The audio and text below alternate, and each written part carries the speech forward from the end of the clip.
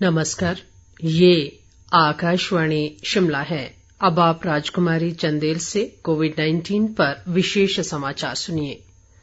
देश में कोविड-19 से स्वस्थ होने की दर बढ़कर 98.76% हो गई है। कोरोना संक्रमण से अब तक 4,25,11,701 लोग स्वस्थ हो चुके हैं। पिछले 24 घंटों के दौरान 1,247 कोविड संक्रमण के मामले सामने आए हैं। मौजूदा समय में देश में कोरोना के सक्रिय मरीजों की संख्या घटकर 11,860 रह गई है। देश में कोरोना संक्रमितों की कुल संख्या 4,30,45,527 तक पहुंच गई है। संक्रमण से अब तक देश भर में 5,21,966 लोगों की मौत हो चुकी है।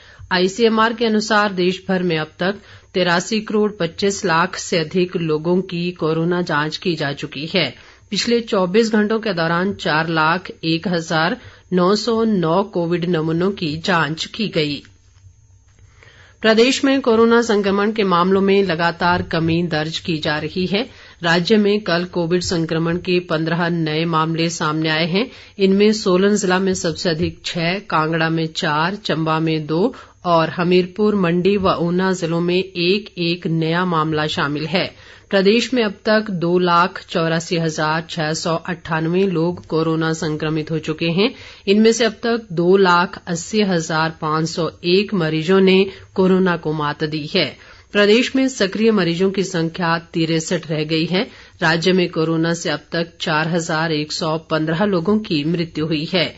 मौजूदा समय में कांगड़ा जिले में सबसे अधिक 18 कोरोना मरीज हैं। वहीं चंबा में 14, हमीरपुर में 9, मंडी में 7, सोलन व ऊना में 6, जबकि कुल्लू, लाहौल स्पीति और शिमला जिलों में एक कोरोना रोगी उपचाराधीन है। किन्नौर, बिलासपुर और सिरमौर जिलों में कोरोना का कोई भी सक्रिय मामला नहीं है।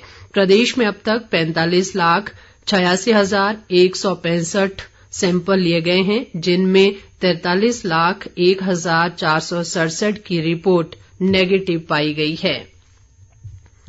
राष्ट्रीय कोविड टीकाकरण अभियान के तहत देश भर में अभी तक 186,72,15,800 से अधिक कोविड रोधी टीके लगाए जा चुके हैं। देश भर में 12 से 14 आयु वर्ग के 2,47,00,000 से अधिक किशोरों को कोविड-19 टीके की पहली खुराक लगाई गई है। इसके अलावा 18 से 59 आयु वर्ग के लिए एहतियाती डोज के रूप में अब तक 1,85,860 टीके लगाए गए हैं। इधर प्रदेश में टीकाकरण अभियान के तहत अभी तक 1,27,52,405 कोविड रोधी टीके लगाए जा चुके हैं।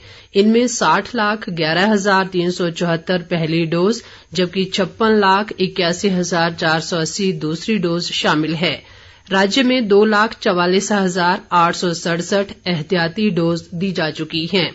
प्रदेश में अब तक 15 से 18 वर्ष आयु वर्ग के 3,23,570 युवाओं को कोविड टीके की पहली डोज दी जा चुकी है, जबकि इसी आयु वर्ग के 2,85,177 युवाओं को दूसरी डोज भी दी गई है।